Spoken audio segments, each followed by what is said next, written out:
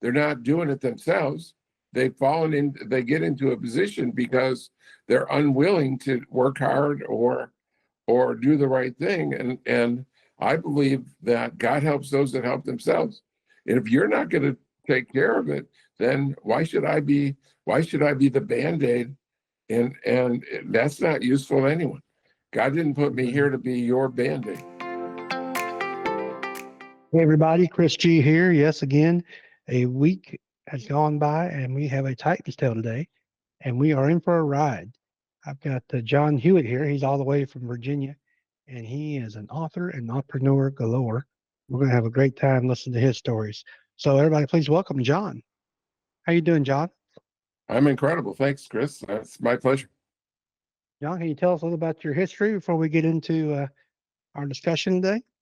Sure. I'll spend a couple of minutes on my 55 years if I can. I started in 1969. I was at the University of Buffalo and I took a course, loved it, and started working at H&R Block. So one of my first blessings is I knew what I wanted to be when I was 20 years old. And 12 years later, I was running 250 H&R Block locations. And my dad was a CFO of a public company.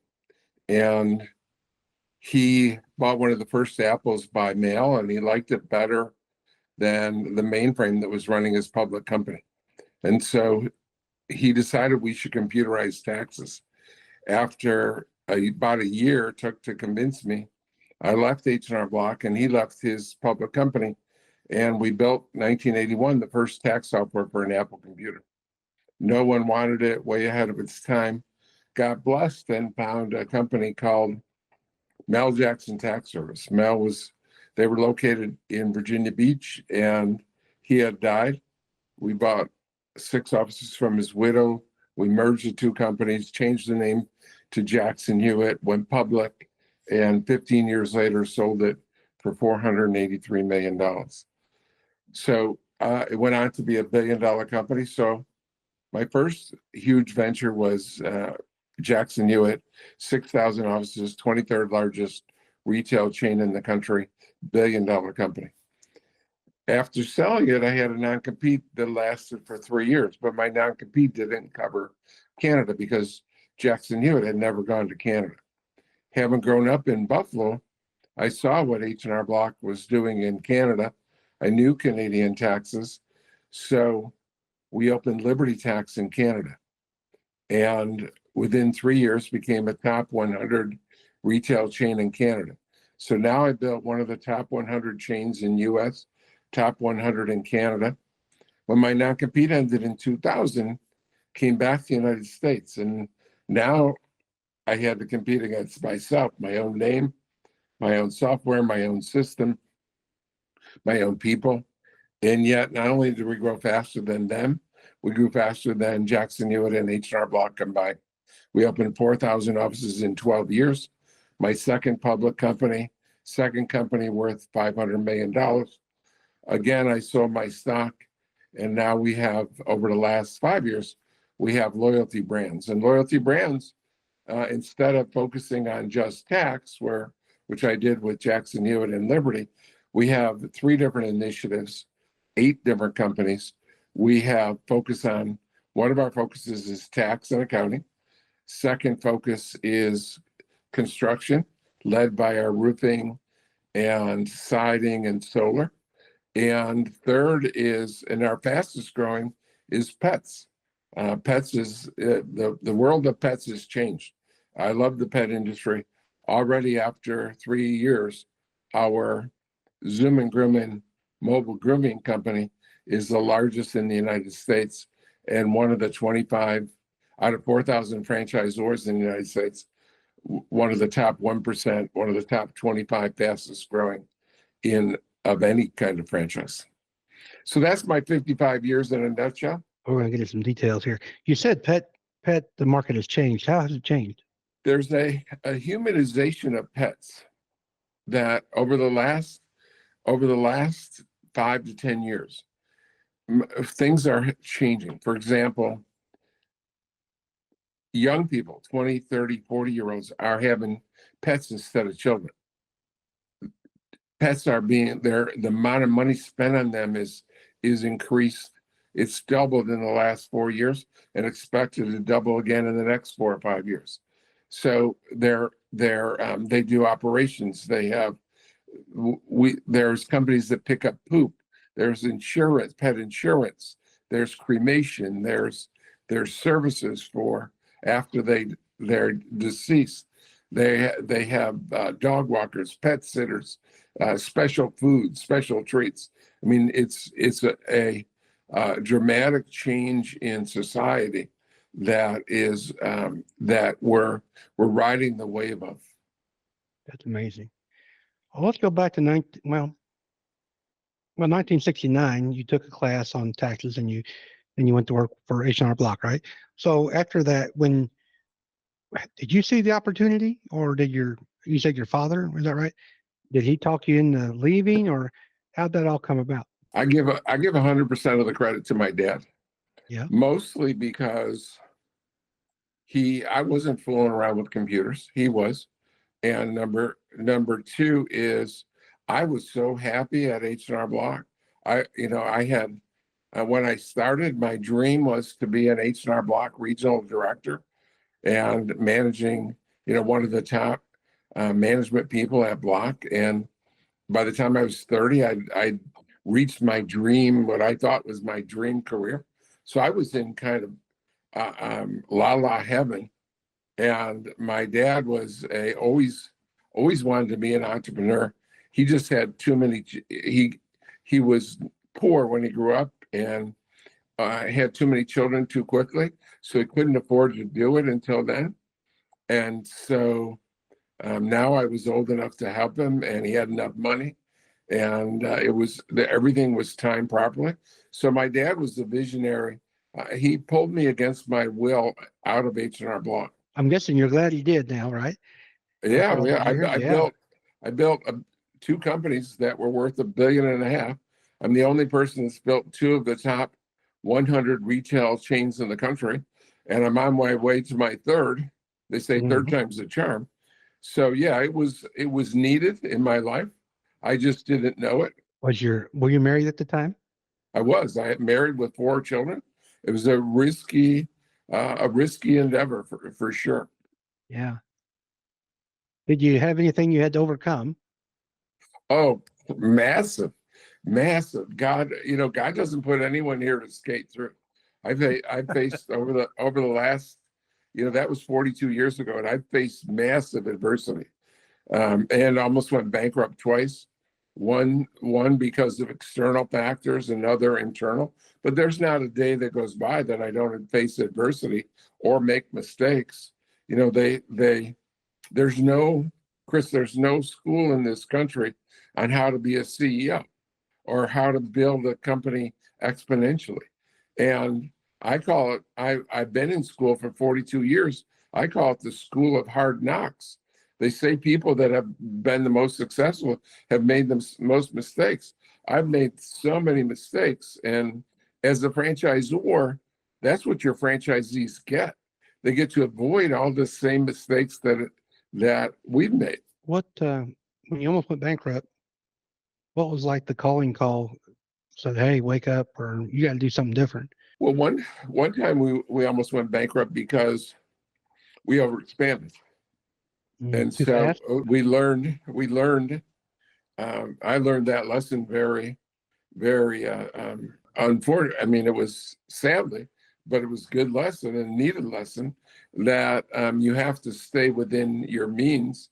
And even though you're growing exponentially we grew from like at Liberty from 0 to 4,000 in 12 years, top 10 ever in franchising, 4,000 locations. But we grew by about 250 or 350 a year. We didn't grow from 0 to 1,000.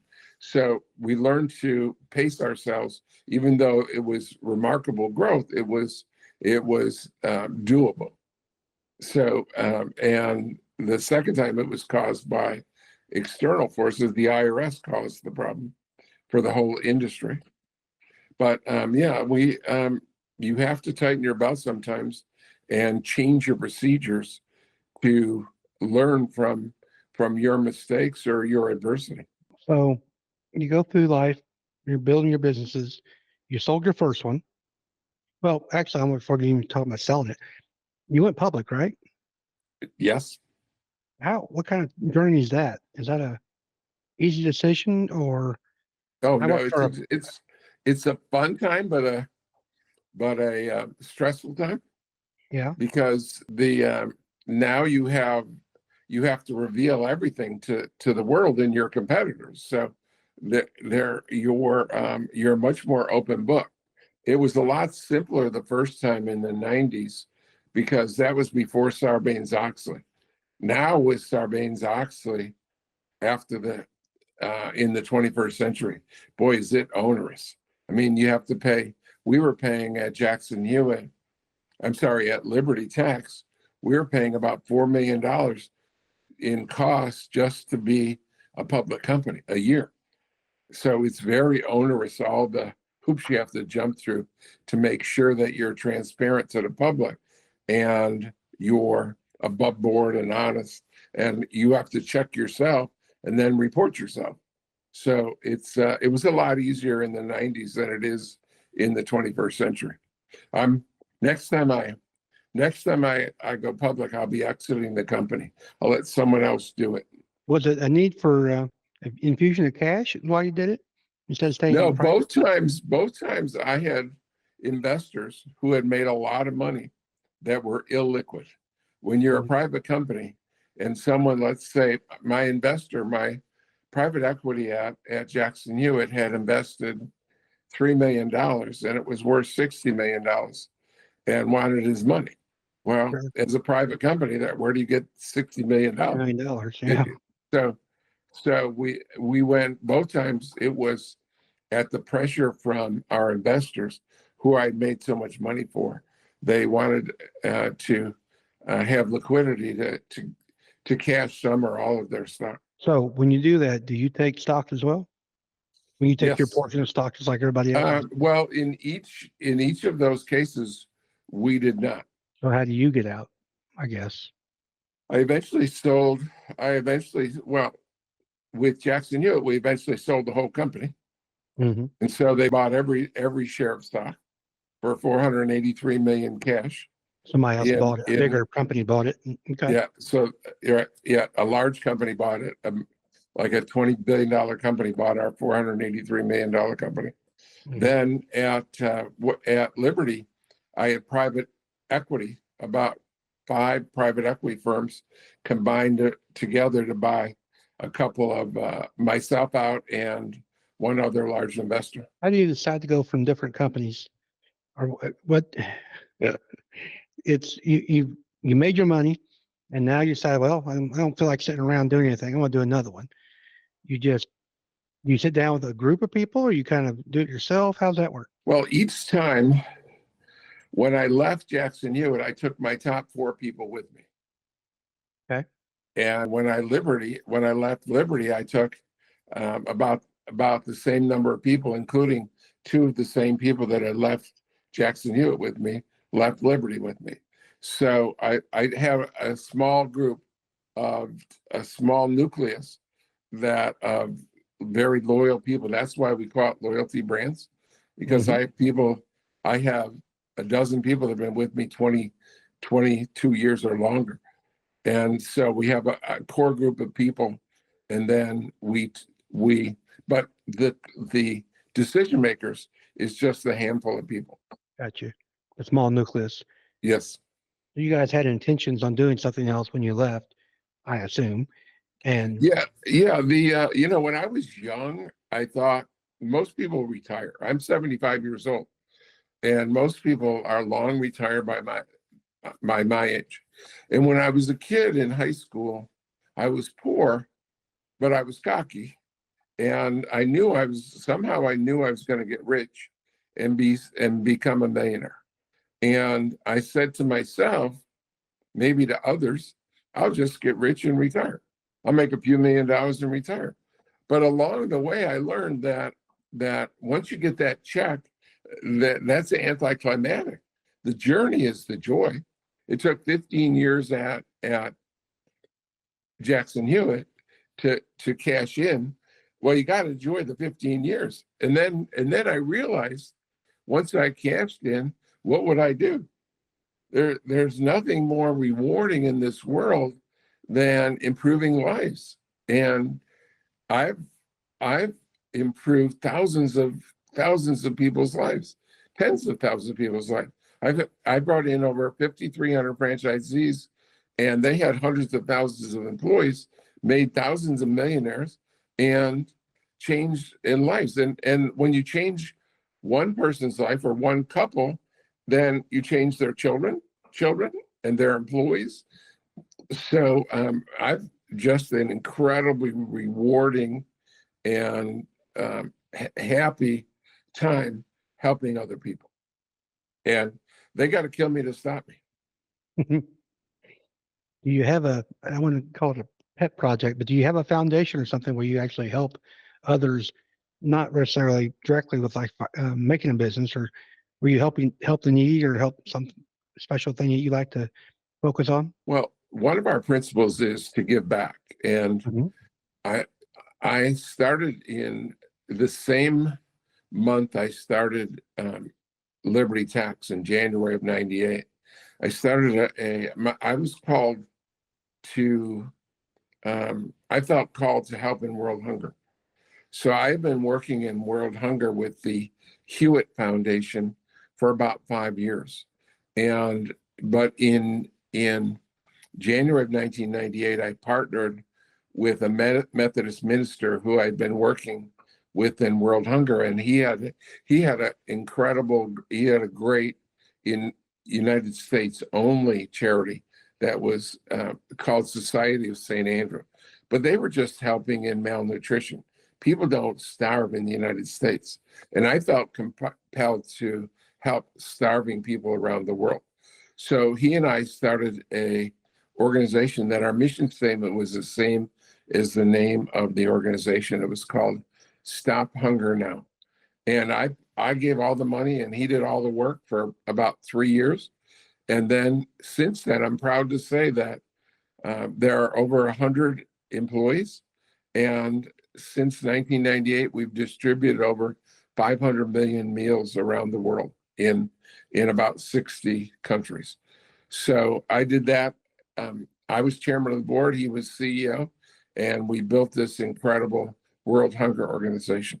So I believe in focusing my charitable efforts.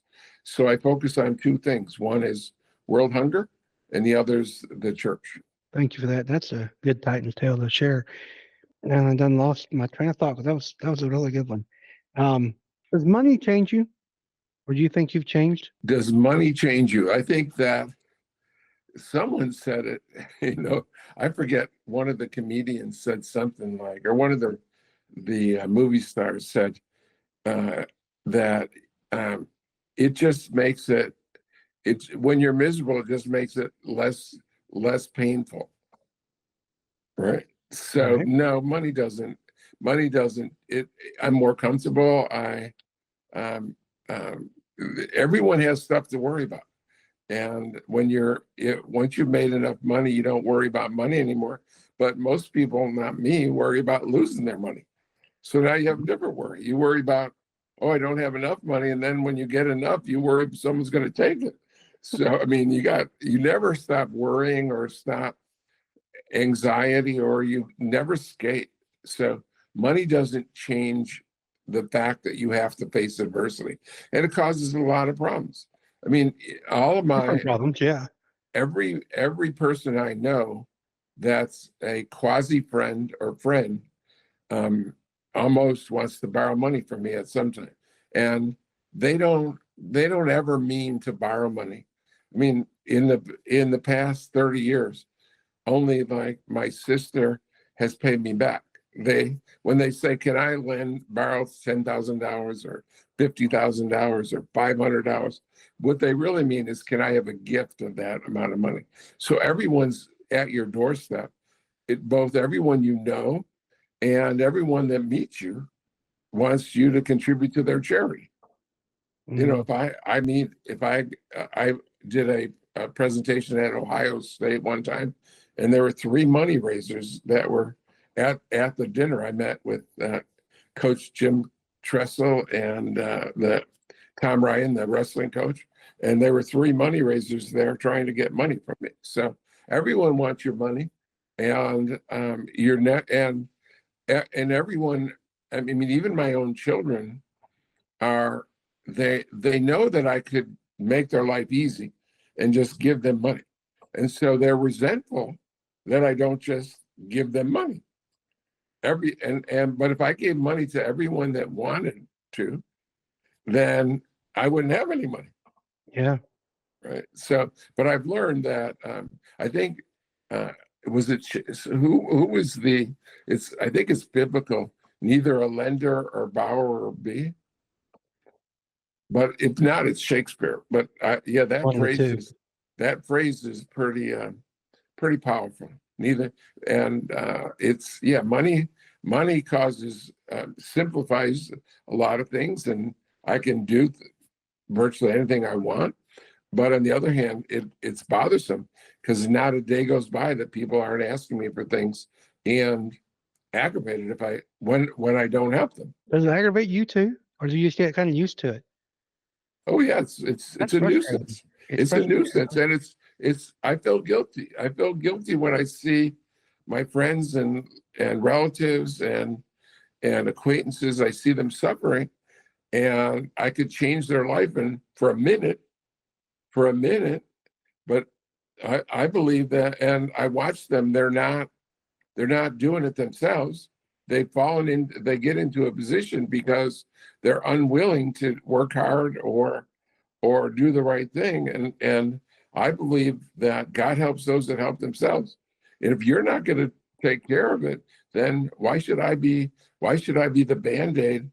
And that's not useful to anyone. God didn't put me here to be your Band-Aid. No. And you hear the stories of people winning lotteries, and then they win the lottery, then it's gone in a year or two, but they haven't learned the process. I heard the people that win over $1 million go bankrupt in 1 year. Well, let's get off that subject. Let's get on a more happy subject of, tell me more about your loyalty branding. Yeah, we're so excited because we do cross marketing between the brands.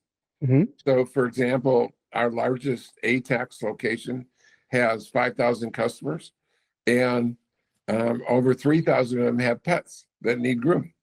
Mm-hmm. And our largest Zoom and Grooming franchise has about 4,000 customers, and 4,000 of them need a tax return. So we're building each of the franchise systems, but we're also cross marketing, and people trust their tax preparer. They trust when we go to someone's home and we groom their pet. I mean, we take them out into our van, our upfitted van, and we bring them back to the door. I mean, we get hugs. I mean, our groomer's part of the family, and so Part of the family, yeah, like a haircut. they're treated like part of the family. So if they give a referral for our construction business or our tax business, then they're much more listened to than just a normal business relationship. Do you plan to take it public, or it might be already? I don't think it is. Remember when and if I take any of them public, and probably your investors want out. Yeah. Probably they'll go public separately Mm-hmm. by construction or pets or tax. I Mm-hmm. will exit that business and focus on the remaining businesses. I'm do not want to be part of the rat race of a public company anymore. The demand that you have every quarter to meet your numbers, and just the stress. I want to run a business for the future, for the long term, not each quarter. How many hours you work a week? You're 75. Do you work As long as I'm awake, I'm working. Yeah. But I'm also having fun. I do things like tonight I'm having dinner with 10 the Lepkowski family, and 2 of the Lepkowski daughter-in-laws were have their birthday on October 9th. And so I'm taking the family. This was one of the first investors at Jackson Hewitt back in 1982. The mother had been my favorite office supervisor for 5 years at H&R Block, and they invested in. And so the whole family they had 7 children, and I was sort of the 8th child. And in some ways, I was treated like better than the other children because I took their $10,000 investment, made it worth $4 million. So, and I was You're a good son. right. Good I'm son. a really good son. So yeah. So people say, do I vacation? I vacation every day and work every day. But as long as I'm awake, and I have my electronics, I'm working. And really, a CEO should spend a third of their time thinking, and most don't. Most spend all their time fighting fires. So I'm very good at setting aside time. I'm a chess player, and I'm a strategic thinker and a visionary now. And I spend a lot of my time just thinking. I'm as long as I'm awake, I'm thinking mostly about business. Sure. Well, what do you do for fun besides play chess or eat? I play chess, I play bridge, Yeah. and I enjoy horse racing. The Kentucky with the riders or bet- the little the carriages? I grew up on harness racing, which is carriages, Right. but I That's fun. switched to, but there's not a lot of, there's not very many of them, and they're very small. So the most elite ones are the thoroughbreds, where they have riders and so forth. So I enjoy watching horse racing, and we owned horses before, and enjoyed the sport. That's awesome. You have well, you have had horses. Do you have horses? Would you have space for horses now? I do not.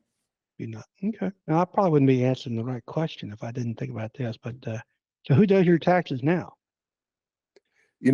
I do one tax return a year, Yeah. and it's on October 15th every year, and I pay that, and I give that guy a great discount. I'm private about my financials as much as I can be. Sure. When you're CEO of a public company, everyone knows how much money you make and how much That's stock right. you own. That's true. Yeah. So it's a lot nicer being a private corporation, keeping my income and my net worth to myself. Are any of your children entrepreneurs? Yes, my oldest, many of them have tried. My oldest daughter is the most talented and the most accomplished. She owns 13 Great Clips franchises, and she's a property manager for 440 properties, of which her and her husband own 50 of them. So, and she's just incredibly talented. But yeah, she's so far the only one with massive entrepreneurial success. I understand. Does she ever come to Dad, not for money, but for advice? She does, and she's come around over the last couple of years, and she asked me. She has 2 children, and they're both about, call them late 20s, and she came to me and with advice on how to transfer eventually her estate to the children and transition them into the business, and several other items about their affairs. I felt very humbled that she said, Troy said, you're the only human being that he trusts to give them advice on what to do with their estate and their children. I was talking to somebody the other day about franchises, and you seem to be the man to ask. Is there some franchises to avoid, or how do I pick a franchise, I guess? Because I looked at like franchises for hotels one time, and they wanted to offer you financing, but if you do the math, it doesn't work, or at least it didn't work for me. I couldn't figure it out unless you pay for it cash. But what kind of franchises are available if my listeners want to say, well, I'd be interested in the franchise. I know there's a lot of them. Like I looked it up, over 800,000 in the United States today, which is impressive because you were named franchisees of the Man of the Year, right? In I 2005. was franchisee of the year, Yeah. So and of all the franchisors in the country and that's franchise, amazing. I was the guy. Yeah. 2006. Yep. So I've won a few prestigious awards, but I'm glad you asked that question, because we can save some of your listeners, or even if we save one of your listeners. There's a common misconception that you acquire a franchise and the franchisor is competent and successful, and 80% of them fail. So, I mean, we all hear about the Liberty Tax or the Jackson Hewitt or the Zoom and Grooming or the McDonald's or the Subway or the Pizza Huts and the Kentucky Fried Chickens. We all hear about successful franchise, but 80% of them fail. And therefore, it's extremely important to ensure that you don't pick one of the failures. In fact, out of all the franchisors in the country, to be in the top 50%, you only need 20 locations. So it's so pathetic that there are over half of them are going to fail, and that are already existing. So 80% of the franchisors that have started in the last 25 years have gone out of business. And Chris, it comes down to one simple thing. It's going to be hard for you to believe, or your listeners to believe, how simple it is.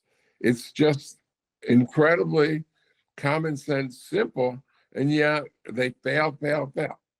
And it comes down to this: happy, successful franchisees. And if you have happy, successful franchisees, you can't stop growing, and you're going to grow exponentially. But if you don't have happy, successful franchisees, you're going to fail. And yet, franchisors, they build the system for themselves, and they don't really care about the franchise. I don't treat them as equals or as partners or as customers or as family or as friends. They treat them very arm's length, as just do what I say and pay me your royalties. And so it comes down to that simple concept. If you make money as a franchisee and I don't, it's not going to work. And if I make money and you don't, it's not going to work. So most franchisors are set up with the franchisor making all the money. And so that's what you need to examine.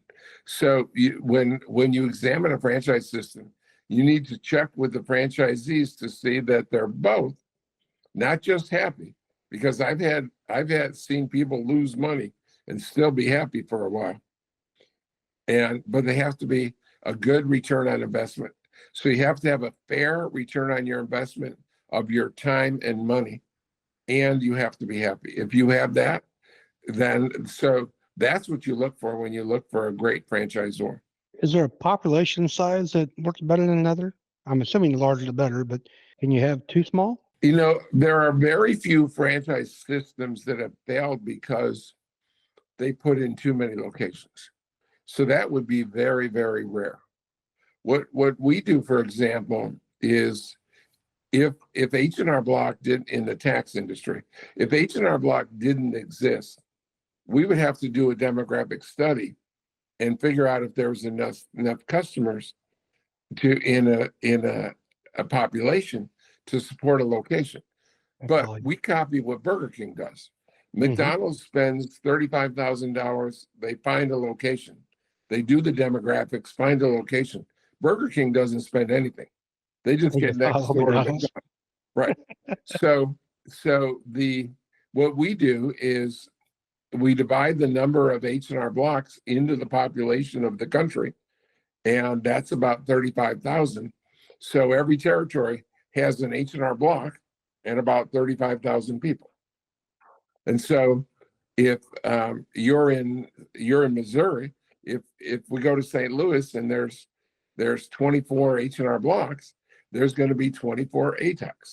Back when I was younger, Subway just started out, and I think it was an episode on 60 Minutes. I used to watch it with my grandma. We had to watch 60 Minutes on Sunday, and I remember Subway had a problem with they give anybody a franchise. Is that right?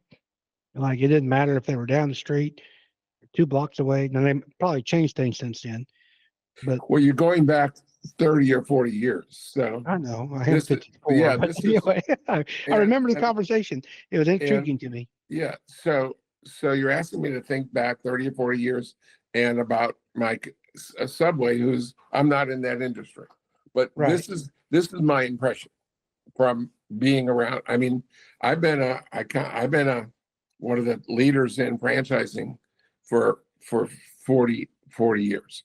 So I've been around all the big guys, Fred DeLuca from Subway, and I've watched them. I go to the meetings and I see the press, I see the lawsuits.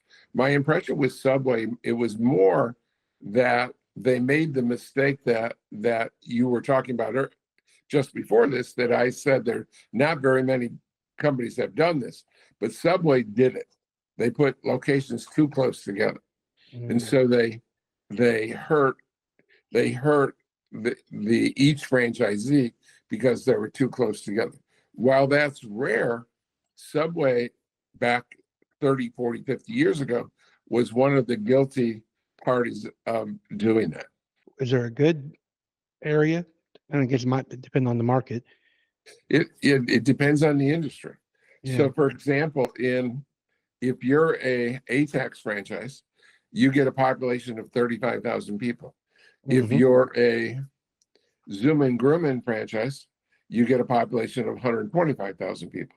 If you're a roofing, CR3 roofing, you get 500,000 people. So it depends on the industry as to how much population you need to support a great return on investment area. I'm just curious now on your side. So if you got Joe here who owns this 35,000 for ATEX, and he wants the next one over, but somebody else over there wants that one, does Joe get the first opportunity to buy that district or area? No and yes. Okay. Legally, no, we're not required to. But we meet with Joe and at the beginning of his career and with us at his journey with us. And we say, how big do you want to be, Joe? And he says, I want 5 offices or 10 offices. He starts with 1. And then, so we know that Joe wants to have eventually those areas. So if Joe's capable and it's the right time, we don't want to give Joe too much that he fails. Remember, I already went through that myself, that I tried to do too much too soon and failed. So we have to make sure that it fits in Joe's capability, both financially and management wise. But we try to help Joe get to his goals. So it's not a legal requirement, but we're always trying to do what's best for every franchisee. You're my dad's age and still working. Is there anything you would have done you wish you knew back then that you know now? Oh, there's a zillion things that. Is there a big one? I mean, you know, you mentioned my book. I have a free book that on my website that anyone can have. But I made so many mistakes. People that have most successful made the most mistakes. There's a zillion things I would do different. But Chris, one thing I never do is I never look back and say, what if I hadn't made that mistake? What happens if I had done it differently? I never waste a second time on that, because whatever I did wrong, this is where I am right now. And it's not going to change anything. It's not going to change anything. So need to go forward from this point forward. So I've learned tons of lessons, and I'm here to help other people improve their lives by teaching them to avoid the same things that I've done wrong in my life. That's the best answer of all, because you made a mistake, you learn from it and you move on and try not to make that same mistake twice. Right? Exactly. Awesome. Well, John, where can they find that book? And Yeah. there'll be a link at the bottom of the Yeah. website. All of your viewers, and Mhm. if they go to loyaltybrands.com, there's a link there. They can get a free copy of my book. Loyaltybrands.com. There'll be a link at the bottom of the show notes. And as always, on Titan's Tale, you can go to the guest registry, or not registry. My daughter's getting married this week. I'm thinking registries. The guest, Oh, guest. congratulations. Thank you. And find information on John and all our other great guests. John, any final words before we go? I sure appreciate your time today. Um, my mantra is find something you love to do, work hard, persevere. Well, you are a great Titan, and this was a great episode. I appreciate you sharing everything with me. Hope it was a little different than some of the other podcasts you go on. That's my goal, is to make it a little different. Love sharing stories. John, thank you for today, and we'll let you go. All right. Thank you. It's my pleasure. Have a wonderful day. All right. Bye-bye. Thank you.